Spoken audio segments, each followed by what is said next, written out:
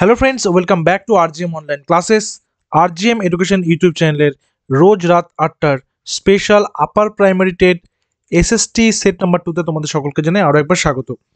এসএসটিটা কাদের জন্য? যাদের arts background রয়েছে, যারা আপার প্রাইমারি এক্সাম দিতে চলেছো এবং আর্টস ব্যাকগ্রাউন্ডের তোমাদের জন্য কিন্তু এই এসএসটি ক্লাসটা রয়েছে। এছাড়াও আমাদের কিন্তু 7 PM চাইল্ড ডেভেলপমেন্ট অ্যান্ড পেডাগজির ক্লাস চলছে ডেলি, সেটা প্রত্যেকের জন্যই, আপার প্রাইমারি যারা যারা দেবে প্রত্যেকের জন্যই। তো গতকাল আমরা যেখানে শেষ করেছিলাম, অর্থাৎ এসএসটির যেই পার্টগুলো আমরা এখানে কমপ্লিট করাচ্ছি, তার মধ্যে রয়েছে ইন্ডিয়ান পলিটি, তার মধ্যে রয়েছে ইন্ডিয়ান হিস্ট্রি এবং তার মধ্যে রয়েছে জিওগ্রাফি। এই তিনটে সাবজেক্টকেই আমরা কিন্তু কমপ্লিট করাচ্ছি এবং আমরা বেসিক্যালি ক্লাস 6 থেকে শুরু করে ক্লাস 10 পর্যন্ত যে বইগুলো রয়েছে সেখান থেকে আমরা বিশেষ করে নোটসগুলোকে তৈরি করেছি যাতে করে তোমাদের সুবিধা হয়। এবং লাস্ট টাইম যে আপার প্রাইমারি টেট এক্সামটা হয়েছিল সেখানেও কিন্তু এই ধরনের কোয়েশ্চেনই ছিল বেশি। চলো আজকের সেটের প্রথম প্রশ্ন কি রয়েছে? ভারতীয় সংবিধানের কোন ধারায়, মানে কোন আর্টিকেলে বলা হয়েছে যে রাষ্ট্রীয় অর্থানুকূল্যে যেসব শিক্ষা প্রতিষ্ঠানগুলি পরিচালিত হয়ে থাকে সেখানে কোনো ধর্মীয় শিক্ষা প্রদান করা যাবে না। অর্থাৎ রাষ্ট্রীয় অর্থানুকূল্যে মানে হচ্ছে যেগুলো হচ্ছে গভর্নমেন্ট স্পন্সার্ড বা যেগুলো সরকার টাকা দেয়, যেগুলো সরকার টাকা দিয়ে চালায়, ঠিক আছে, বা সরকার যেখানে অনুদান দেয় সেখানে কোনো রকম কোনো ধর্মীয় শিক্ষা দেওয়া যাবে না। এটা কত নম্বর ধারায় বলা হয়েছে? সঠিক উত্তর কি হবে? সঠিক উত্তর হবে option number D, article number 28। যে রাষ্ট্রীয় টাকা দিয়ে সেগুলো শিক্ষা ব্যবস্থা বা যেগুলো শিক্ষা প্রতিষ্ঠান চলছে সেখানে কোনো ধর্মীয় শিক্ষা দেওয়া যাবে না। এবং ধর্মীয় শিক্ষার আলাদা প্রবিধানও কিন্তু রয়েছে, যে ধর্মীয় শিক্ষা আলাদাভাবেও দেওয়া যাবে, কিন্তু সেটা অবশ্যই মানে অটোনোমাস হতে হবে। ভারতীয় সংবিধানের কোন ধারায় বলা হয়েছে যে রাষ্ট্রের দ্বারা সরাসরি পরিচালিত বা রাষ্ট্রের থেকে আর্থিক সাহায্যপ্রাপ্ত কোনো শিক্ষা প্রতিষ্ঠানে কোনো নাগরিকের ভর্তি হওয়ার অধিকার অস্বীকার করা যাবে না কেবলমাত্র ধর্ম, জাতি, বর্ণ, ভাষা অথবা এর কোনো একটির জন্য? মানে কে কোন ধর্মের, কে কোন জাতের, কে কোন বর্ণের, কে কোন ভাষায় কথা বলে, এইটার ভিত্তিতে সরকারি কোনো স্কুলে কাউকে ভর্তি নেওয়া যাবে না, এটা কিন্তু করা যাবে না। এটা কোন ধারাতে বলা হয়েছে? 26, 27, 28 নাকি 29? দেখো রিলেটেড ম্যাটার কিন্তু পাশাপাশি দুটো, এই জন্য এদের আর্টিকেলও পরপর রয়েছে। সো এটাও হচ্ছে অপশন নাম্বার ডি, 29 নম্বর ধারা অনুযায়ী। নেক্সট, ভারতের সংবিধানের কোন ধারায় গ্রামীণ পঞ্চায়েত ব্যবস্থা কার্যকরী করার ইচ্ছে প্রকাশ করা হয়েছে? 40, 41, 42 নাকি 43? সঠিক উত্তর অপশন নাম্বারে 40 নম্বর ধারাতে। চতুর্থ যে পার্ট রয়েছে মানে পার্ট নাম্বার 4-এর 40 নম্বর আর্টিকেল, পার্ট নাম্বার 4-এর 40 নম্বর আর্টিকেলে যে নির্দেশমূলক নীতিসমূহ রয়েছে সেখানে কিন্তু এটা বলা হয়েছে এবং এটি একটি গান্ধীবাদী আদর্শ নীতি হিসেবে ধরা হয়ে থাকে। ভারতের সংবিধানের কোন ধারায় একটি সমনীতি ভিত্তিক সিভিল কোড প্রণয়নের কথা বলা আছে, বা যেটাকে ইউনিয়ন সিভিল কোড বলা হয়, সমনীতি ভিত্তিক একটা সিভিল কোড, ইউসিসি? তোমরা জানো যে এটা বর্তমানে কিন্তু খুবই মাথাচাড়া দিয়ে উঠেছে, ইউনিয়ন সিভিল কোড, ঠিক আছে। 41, 42, 43 নাকি 44? সঠিক উত্তর অপশন নাম্বার ডি, 44 নম্বর ধারা অনুযায়ী, যেখানে সমজাতীয় দেওয়ানি আইনবিধি বা যেটাকে ইউনিয়ন সিভিল কোড প্রবর্তনের কথা বলা হয়েছে এবং এই ধারাতেই বলা হয়েছে যে ইউনিয়ন সিভিল কোড এটা প্রবর্তনের চেষ্টা করবে। নেক্সট, ভারতের সংবিধানের কোন ধারায় ভারতের নাম ও ভূখণ্ডকে নির্দিষ্ট করা হয়েছে? মানে ভারতের নাম ও ভূখণ্ডকে নির্দিষ্ট করা হয়েছে, এইভাবে বলা হয়েছে, কথাটা এইভাবে বলা হয়েছে, তোমরা একটু খেয়াল করবে, India, comma, that is Bharat as a union of states, ঠিক আছে, এইভাবে কিন্তু বলা হয়েছে, ইন্ডিয়া দ্যাট ইজ ভারত, এইভাবে বলা হয়েছে। তো সঠিক উত্তর কি? সঠিক উত্তর হচ্ছে 1 নম্বর ধারা, মানে একদম প্রথম ধারাতেই, ঠিক আছে। তো এরপর হচ্ছে নেক্সট কোশ্চেনে যাওয়ার আগে তোমাদের প্রত্যেককে জানিয়ে রাখি যে আমাদের কিন্তু আরজিএম এডুকেশনের সম্পূর্ণ তত্ত্বাবধানে একটি ব্যাচ কোর্স শুরু হতে চলেছে। আগামী 15ই ডিসেম্বর থেকে আমাদের ক্লাস শুরু হবে, যার ভর্তির প্রক্রিয়া ইতিমধ্যেই শুরু হয়ে গেছে এবং অনেকে অ্যাডমিশন নেওয়া শুরু করে দিয়েছে অলরেডি। কারণ এখানে প্রথম 100 জনের জন্য বিশেষ ছাড় রয়েছে, তোমরা এই ছাড়টা কিন্তু পেয়ে যাবে আজকে। তো তার জন্য আমাদের অফিসিয়াল হোয়াটসঅ্যাপ নম্বর 9564345236, এই নম্বরে তোমরা হোয়াটসঅ্যাপ করবে আমাদের যে কুপন কোড রয়েছে, কুপন কোড RGM100 লিখে, তাহলে তোমরা কিন্তু এই স্পেশাল অফারটা পেয়ে যাবে। এটা কিন্তু ওয়ান টাইম পেমেন্ট, ঠিক আছে? এটা অনলি ওয়ান টাইম পেমেন্ট, এটা কিন্তু মান্থলি পেমেন্ট নয়। একবার করলেই এটা কিন্তু পুরো পরীক্ষা পর্যন্ত কোর্সটা একদম ভ্যালিডিটি পেয়ে যাবে, ঠিক আছে? তো সময় নষ্ট না করে তোমরা যারা যারা সিরিয়াসলি প্রিপারেশন নিতে চাইছো অবশ্যই যোগাযোগ করে নেবে আমাদের হোয়াটসঅ্যাপে। নেক্সট বলেছে বাক স্বাধীনতা। বাক মানে কি? বাক মানে হচ্ছে যে আমার কথা বলা, মানে আমি নিজের মতামত প্রকাশ করব, বাক্য বলবো। এই যে কথাবার্তা বলা বা কথা বলা, প্রকাশ করা, মনের ভাব প্রকাশ করা, এই বাক স্বাধীনতা হচ্ছে একটি কি অধিকার? মৌলিক অধিকার, নির্দেশমূলক নীতিভিত্তিক অধিকার, রাজ্য বিধানসভা প্রণীত অধিকার, নাকি ওপরে কোনোটিই নয়? সঠিক উত্তর এটি একটি মৌলিক অধিকার বা যেটা ফান্ডামেন্টাল রাইটস, ঠিক আছে? যেটা ফান্ডামেন্টাল রাইটস। এবার আমরা হিস্ট্রি থেকে কিছু কোয়েশ্চেন করব। গতকাল যেখান থেকে আমরা শেষ করেছিলাম তারপর থেকে আমরা ধরছি, অর্থাৎ একদম বেসিক থেকে আমরা করব, মানে প্রাচীন যুগ থেকে শুরু করেছি, প্রাচীন থেকে মধ্যযুগ, তারপর আধুনিক যুগ, ব্রিটিশ পিরিয়ড আলাদা করে আমরা করব, তারপর সেখানে ওই পার্টটাও আমরা করব যেখানে গান্ধিয়ান পিরিয়ড রয়েছে, ইন্ডিয়ান ন্যাশনাল মুভমেন্ট রয়েছে, প্রত্যেকটাই করব। তো বৃহৎ স্নানাগারটি কোথায় পাওয়া গেছে? লোথাল, হরপ্পা, মহেঞ্জোদারো নাকি কালীবঙ্গান? কি হবে সঠিক উত্তর? এটার উপরে একটা মুভিও হয়েছে বলিউডের। সঠিক উত্তর হচ্ছে মহেঞ্জোদারো, অপশন নাম্বার সি। এটা হচ্ছে 180 ফিট, আমি এফটি লিখছি, বাই 108 ফিট, এটা ছিল ডাইমেনশনটা কিসের? সেই স্নানাগারটার। এছাড়াও কিন্তু এখানে অনেক কিছুই পাওয়া গেছে। এবং মহেঞ্জোদারো কোথায় অবস্থিত গতকালকের ক্লাসে বলেছিলাম, এটা হোমওয়ার্ক থাকবে, বর্তমান কোন দেশে অবস্থিত বা কোথায় অবস্থিত সেটা বললেও কিন্তু হবে, ঠিক আছে? সেটা তোমরা নিচে জানাবে কমেন্ট সেকশনে। ভারতের কোথায় আর্যরা প্রথম চিরস্থায়ী বসতি স্থাপন করে? চিরস্থায়ী বসতি বলতে যে মানে একটা বলা যেতে পারে যে মানে যেটা নোম্যাডিক লাইফ নয়, নোম্যাডিক লাইফ মানে যাযাবরদের জীবন কিন্তু নয়, চিরস্থায়ীভাবে একটা বসতি স্থাপন করে, একটা সভ্যতা গড়ে তোলে। পাঞ্জাব, রাজস্থান, সিন্ধু নাকি গুজরাট? সঠিক উত্তর অপশন নাম্বার সি, সিন্ধু। দেখো, ভারতে আর্যদের আগমন, বসতি বিস্তার, এগুলো নিয়ে কিন্তু ঐতিহাসিকদের মধ্যে বিভিন্ন তথ্য বিষয়ে মতবিরোধ রয়েছে। তবে বৈদিক যুগের যখন প্রমাণ পাওয়া যায় এবং সেখানকার যে প্রামাণ্য নথি রয়েছে সেখান থেকে জানা যাচ্ছে যে আফগানিস্তান হয়ে উত্তর পশ্চিম দিক থেকে ভারতে তারা এসেছিল এবং সিন্ধু সরস্বতী নদীর তীরে। এই নামটাও তোমরা পাবে, সরস্বতী নদী, ঠিক আছে? সিন্ধু সরস্বতী নদীর তীরেই তারা কিন্তু প্রথম স্থাপন করেছিল। কোন প্রাচীন গ্রন্থে বর্ণ ব্যবস্থার প্রথম উল্লেখ পাওয়া যায়? যে ব্রাহ্মণ, ক্ষত্রিয়, বৈশ্য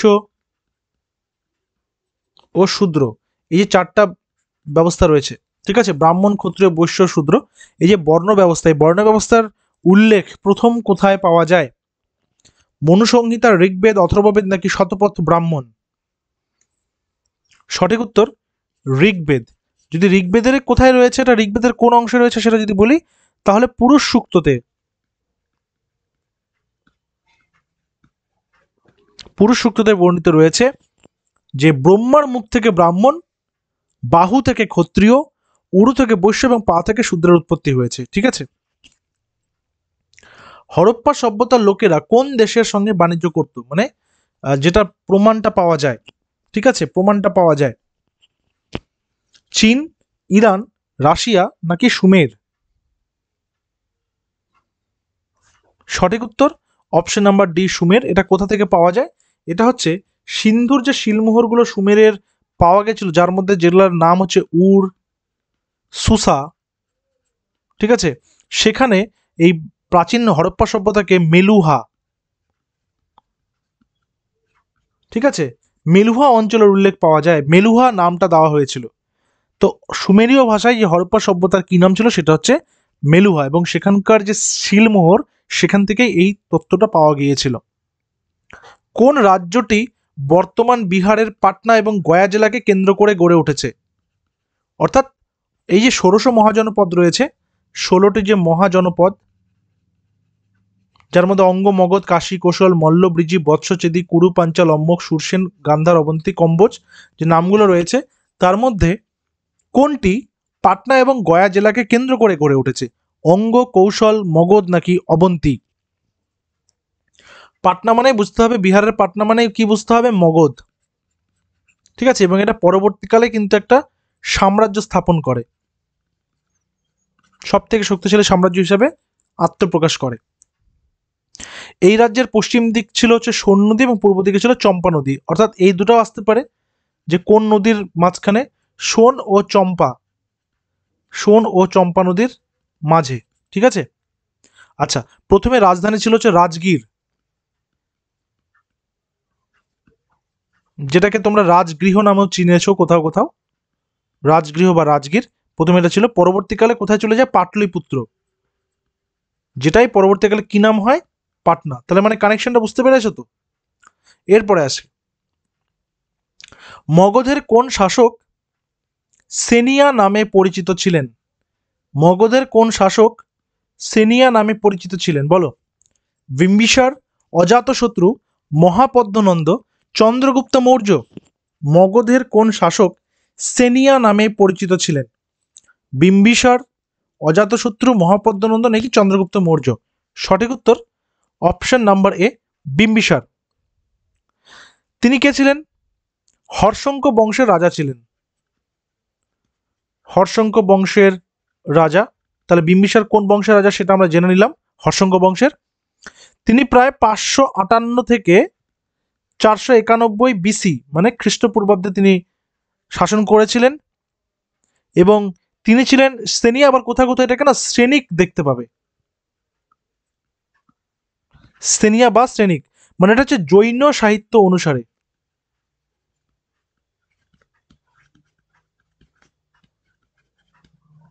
ঠিক আছে, নিম্নলিখিত কোন সংস্কৃত নাটকে কৌটিল্য এবং চন্দ্রগুপ্ত মৌর্যের হাতে নন্দদের পতন স্পষ্টভাবে অঙ্কিত হয়েছে? নিম্নলিখিত কোন সংস্কৃত নাটকে কৌটিল্য এবং চন্দ্রগুপ্ত মৌর্যের হাতে নন্দদের পতন স্পষ্টভাবে অঙ্কিত হয়েছে? মৃচ্ছকটিকম, দেবী চন্দ্রপথ, মত্তবিলাস, মুদ্রা রাক্ষস? সঠিক উত্তর কি? সঠিক উত্তর হচ্ছে অপশন নাম্বার ডি, মুদ্রা রাক্ষস। মুদ্রা রাক্ষস হচ্ছে একটা ঐতিহাসিক নাটক, যেটা সংস্কৃত ভাষাতে লেখা হয়েছে, সংস্কৃত ভাষায় লেখা। ঠিক আছে, এটা রচনা কে করেছিলেন? বিশাখ দত্ত। এই নাটকে নন্দবংশের হাতে চন্দ্রগুপ্ত মৌর্যের ক্ষমতা দখলের কাহিনী বর্ণিত হয়েছে। এছাড়া চন্দ্রগুপ্ত মৌর্যকে কৌটিল্যের পরামর্শ এবং সাহায্য দানের বিষয়টা এখানে কিন্তু খুব ভালোভাবে উল্লেখিত রয়েছে। মৃচ্ছকটিকম কার লেখা? শূদ্রক। ঠিক আছে, এই কোশ্চেনটাও আসে, সেজন্য এটা উল্লেখ করে দিলাম। আলেকজান্ডার পুরুর বিরুদ্ধে কোন নদীর তীরে যুদ্ধ করেছিলেন, যেটাকে ইতিহাসে কি বলা হয়? হিদাসপাসের যুদ্ধ। অর্থাৎ গ্রিক ভাষাতে সেই নদীটার নামকেই হিদাসপাস বলা হয়। ঠিক আছে, কোন নদীটা? সিন্ধুর, ঝিলাম, রবি বা রাভি নাকি ইরাবতী? কি হবে সঠিক উত্তর? কোন নদীর তীরে? সঠিক উত্তর অপশন নাম্বার বি, ঝিলাম। ঠিক আছে, এই ঝিলামকে গ্রিক ভাষাতে কি বলা হয়? হিদাসপাস। কবে? আলেকজান্ডার 327 বিসিইতে, খ্রিস্টপূর্বাব্দে হিন্দুকুশ পর্বতমালা অতিক্রম করে ভারতে প্রবেশ করেন। উত্তর পশ্চিম ভারতের বহু রাজা বিনা যুদ্ধে তার বর্ষতা মেনে নেয়। তিনি প্রথমে বাধা পান রাজা পুরুর কাছ থেকেই, এবং আলেকজান্ডারের সঙ্গে রাজা পুরুর যুদ্ধ হয় ঝিলাম এবং চেনাব বা চন্দ্রভাগা, যেটাকে আমরা বলি যে ওই বিতস্তা, চন্দ্রভাগা, ইরাবতী, বিপাশা, শতদ্রু, যেটা হচ্ছে সিন্ধুর উপনদী। ঠিক আছে, এবং এই যুদ্ধটা হিদাসপাস যুদ্ধ নামে পরিচিত। কে আলেকজান্ডারের বিরুদ্ধে কঠোর প্রতিরোধ গড়ে তুলেছিলেন? মানে আলেকজান্ডারের বিরুদ্ধে কঠোর প্রতিরোধ কে গড়ে তুলেছিলেন? সঠিক উত্তর কি হবে এটা তোমরা নিচে জানাবে কমেন্ট সেকশনে, আমি এটা অ্যান্সার বললাম না আর, এটা হোমওয়ার্ক থাকলো। আলেকজান্ডার কতদিন ভারতে ছিলেন? আলেকজান্ডার কতদিন ভারতে ছিলেন?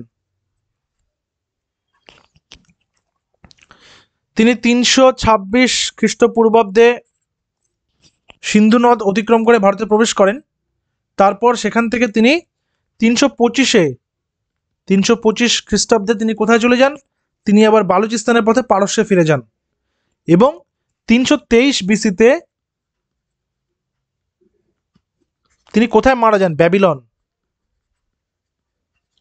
যখন তার বয়স হচ্ছে 32 ইয়ার্স, 32 বছর বয়সে তিনি মারা যান। ঠিক আছে, তো 326 বিসি থেকে 325, এবার মাসের হিসাব বলেছে এখানে, তো তিনি হচ্ছে 19 মাস, অপশন নাম্বার বি, 19 মাস তিনি ভারতবর্ষে ছিলেন।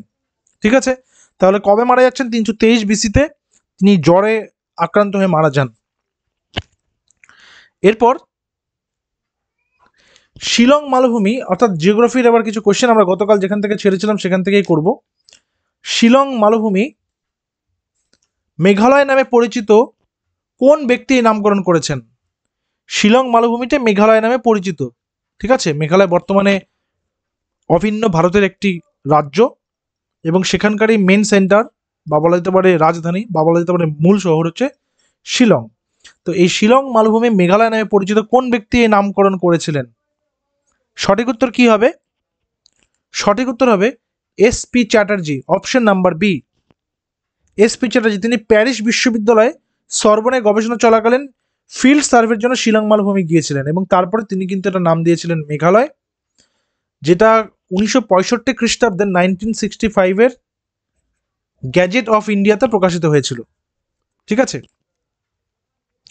নিচের কোন স্থানটি জিরোফাইট বা জেরোফাইট, কোথাও কোথাও দেখবে জেরোফাইটও দেখা থাকবে, জিরোফাইট বা জেরোফাইট উদ্ভিদ দ্বারা বৈশিষ্ট্যপূর্ণ কোনটি? ইংলিশের এই লেখাটা এরকম থাকবে, জেরো, ঠিক আছে, XCRO আর ফাইট PHYTE। ছোটনাগপুর, খাসি পাহাড়, পূর্বঘাট পর্বত নাকি কচ্ছ? সঠিক উত্তর কচ্ছ। কোথায় রয়েছে? গুজরাট। ঠিক আছে, আচ্ছা, জেরোফাইট উদ্ভিদ কোনগুলো? যেগুলো স্বল্প আর্দ্রতার মধ্যে জন্মাবে, মানে 50% এরও কম আর্দ্রতা থাকবে, উষ্ণতা থাকবে মোটামুটিভাবে বেশি, 25 থেকে 30 ডিগ্রি সেন্টিগ্রেড। ঠিক আছে, এইগুলোই হচ্ছে জেরোফাইট জাতীয় উদ্ভিদ। দাক্ষিণাত্য জল দ্বারা পরিবেশিত কোথায় কোথায়? এখানে অপশন নাম্বার এ হবে। ঠিক আছে, এখানে কোশ্চেনটা সেটিংয়ে একটু প্রবলেম হয়েছে, এখানে এ হবে। দক্ষিণ এবং পূর্বে, দক্ষিণ পশ্চিম, দক্ষিণ এবং দক্ষিণ পূর্বে, দক্ষিণ এবং পশ্চিমে নাকি পূর্ব এবং পশ্চিমে? মানে দাক্ষিণাত্য মানে যেটাকে কি বলা, ডেকান, ডেকান প্ল্যাটো আমরা পড়েছি দাক্ষিণাত্য মালভূমি, সেই ডেকান জল দ্বারা পরিবেশিত কোন কোন দিকে? আমরা ভারতের পেনিনসুলাটা দেখলেই বুঝে যাব, তাই না? তো সঠিক উত্তর কি হবে? সঠিক উত্তর হবে দক্ষিণ পশ্চিম, দক্ষিণ ও দক্ষিণ পূর্বে। ঠিক আছে, অপশন নাম্বার বি। 2001 সেন্সাসের মধ্যপ্রদেশ রাজ্যকে দ্বিখণ্ডিত করে সৃষ্টি হয়েছে কোনটি? যেহেতু এটা একটা সিগনিফিক্যান্ট সময়, সিগনিফিক্যান্ট জায়গা, তো এর পাশাপাশি আমাদের 2011 যে আদমশুমারি রয়েছে বা সেন্সাস রয়েছে সেটাকেও কিন্তু আমাদের নজরে রাখতে হবে। ঠিক আছে, আদমশুমারিকেও। তো যেহেতু 2001 সেন্সাসেই এটা একটা সিগনিফিক্যান্ট কাজ হয়েছিল, সেটা আমাদেরকে কিন্তু জানতে হবে। তো কি হবে সঠিক উত্তর?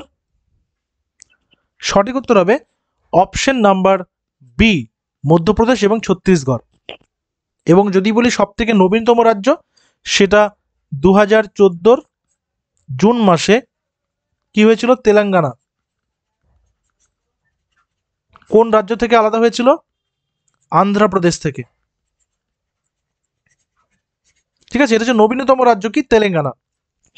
তাহলে এখানে মধ্যপ্রদেশ এবং ছত্তিশগড় আলাদা হচ্ছে কবে? 2001 সেন্সাস অনুযায়ী সেখানে দেখানো হয়েছে। নেক্সট, স্যার ক্রিক সংক্রান্ত বিবাদ যে দেশগুলির মধ্যে রয়েছে, স্যার ক্রিক সংক্রান্ত বিবাদ, এই ক্রিকটাকে ইংরেজিতে এইভাবে লেখে, স্যার ক্রিক। ঠিক আছে, স্যার ক্রিক সংক্রান্ত বিবাদ। সঠিক উত্তর কি হবে? সঠিক উত্তর হবে অপশন নাম্বার সি, ভারতবর্ষ এবং পাকিস্তান। কি সেটা? সেটা হচ্ছে গুজরাট রাজ্যটা যেটা রয়েছে, গুজরাট। এই গুজরাট রাজ্যটি এবং পাকিস্তানের সিন্ধু প্রদেশের মধ্যে অবস্থিত। খনিজ তৈল ও সামুদ্রিক জৈব বৈচিত্র্য ভরা অঞ্চলটি অধিকার নিয়ে ভারত এবং পাকিস্তানের মধ্যে একটা বিবাদ চলে।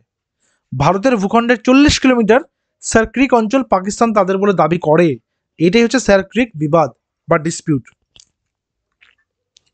3 বিঘা করিডোর যোগ করেছে, 3 বিঘা করিডোর ভারত পাকিস্তান, ভারত চীন, ভারত ভুটান, ভারত বাংলাদেশকে 3 বিঘা করিডোর যোগ করেছে। কোন কোন দেশকে? সঠিক উত্তর ভারত এবং বাংলাদেশকে 3 বিঘা করিডোর। ঠিক আছে, দেখো এই কনসেপ্টটা পরিষ্কার রাখতে হবে। পশ্চিমবঙ্গের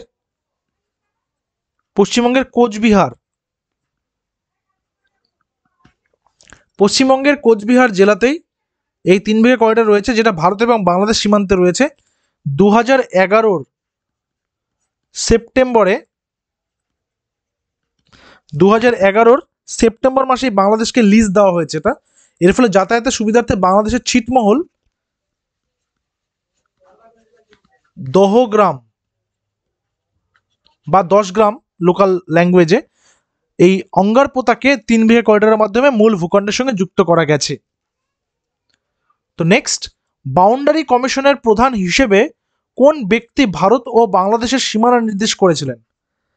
বাউন্ডারি কমিশনের প্রধান হিসেবে PV Menon, Sir Cyril Radcliffe, Stafford Cripps, Lord Pethick Lawrence. কি হবে সঠিক উত্তর? বাউন্ডারি কমিশনের প্রধান হিসেবে কোন ব্যক্তি ভারত ও পাকিস্তানের সীমানা নির্দেশ করেছিলেন? সঠিক উত্তর র্যাডক্লিফ। রেডক্লিফ আছে কোথাও কোথাও এইরকম থাকবে, র্যাডক্লিফ। ঠিক আছে, আসলে ইংলিশ নামগুলোকে বাংলাতে লেখার সময় এক এক রকমের দেখায় সেটা। নেক্সটে চলে আসি পরের নাম্বার। ভারতের মধ্যে দেশীয় রাজ্যগুলি সংযুক্তের ক্ষেত্রে কোন ভারতীয় নেতার একটি মুখ্য অবদান ছিল? দেশীয় রাজ্যগুলো মানে প্রিন্সলি স্টেটগুলো, যেখানে 550+ প্রিন্সলি স্টেট ছিল ভারতবর্ষ স্বাধীন হওয়ার পর, এবং সেখান থেকে সেগুলোকে যুক্ত করতে করতে স্বাধীন ভারতে যে 14টা স্টেট নিয়ে ভারত তৈরি হয়েছিল, ঠিক আছে, সেই ইউনাইটেড করার জন্যে, ইউনিটি করার জন্যে, একতার জন্যে কাকে কৃতিত্ব দেওয়া হয় বা কে সব থেকে বেশি এর পেছনে দায়ী? সঠিক উত্তর সর্দার বল্লভভাই প্যাটেল, যার জন্য স্ট্যাচু অফ ইউনিটি, তাই না, স্ট্যাচু অফ ইউনিটি তৈরি হচ্ছে। কার মূর্তি সেটা? সর্দার বল্লভভাই প্যাটেলের মূর্তি। স্বাধীনতার সময় যে 562টি, বললাম না 550+ ছিল, এই 562টি দেশীয় রাজ্যগুলি ছড়িয়ে ছিটিয়ে ছিল, এবং যেহেতু একটা সার্বভৌম দেশ চালাতে এতগুলো রাজ্য থাকলে সমস্যা হবে, সেজন্য এগুলোকে একত্রিতকরণ শুরু হয়। এবং তারপরে কিন্তু সেখানে তিনি বিশেষ করে হায়দ্রাবাদকে যুক্ত করার সময় তিনি সব থেকে বেশি মুখ্য ভূমিকা গ্রহণ করেছিলেন। পরবর্তীকালে তাকে আয়রন ম্যান অফ ইন্ডিয়া বা ভারতের বিসমার্ক বলা হয়ে থাকে। কাকে? সর্দার বল্লভভাই প্যাটেলকে। নিম্নে উল্লেখিত ভারতের কোন রাজ্যটি ভাষার ভিত্তিতে প্রথম গঠিত হয়? কোন রাজ্যটি ভাষার ভিত্তিতে প্রথম গঠিত হয়? সঠিক উত্তর অন্ধ্রপ্রদেশ, অপশন নাম্বার এ। 1953 সালের ডিসেম্বর মাসে ভাষাভিত্তিতে রাজ্য পুনর্গঠন রাজ্যের যে কমিশন গঠন করা হয়, এই কমিশনের সুপারিশে 1956 সালে সেই প্রথম রাজ্যের স্বীকৃতি কিন্তু দেওয়া হয় ভাষার ভিত্তিতে, সেটা হচ্ছে অন্ধ্রপ্রদেশ।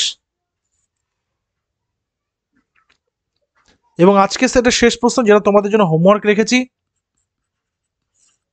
ম্যাকমোহন সীমান্ত রেখা নিম্নলিখিত কোন দুটি দেশের মধ্যে রয়েছে? ভারত পাকিস্তান, ভারত নেপাল, ভারত চীন, নাকি ভারত বাংলাদেশ? তো নিচে তোমরা কমেন্ট সেকশনে জানাবে যেটা হবে সঠিক উত্তর। আজকের ক্লাস এই পর্যন্তই। আগামীকাল আবার আমরা সঠিক সময় কিন্তু চলে আসব। দেখা হচ্ছে পরবর্তী ক্লাসে। Till then stay connected with RGM education YouTube channel. Thank you very much.